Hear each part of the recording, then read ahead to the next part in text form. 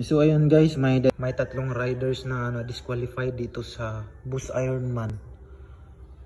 Ito po yung mga riders na disqualified.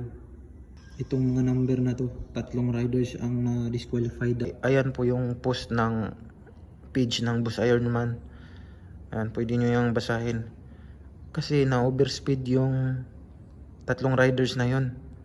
Maaga silang nakarating sa checkpoint.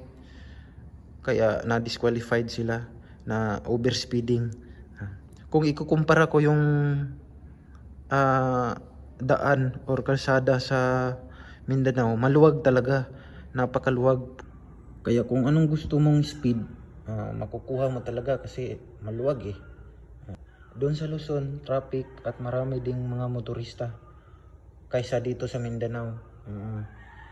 Taga Mindanao ko eh, kabisado ko yung daan, so maluwag talaga. Better luck next time na lang, kasi na overspeed sila.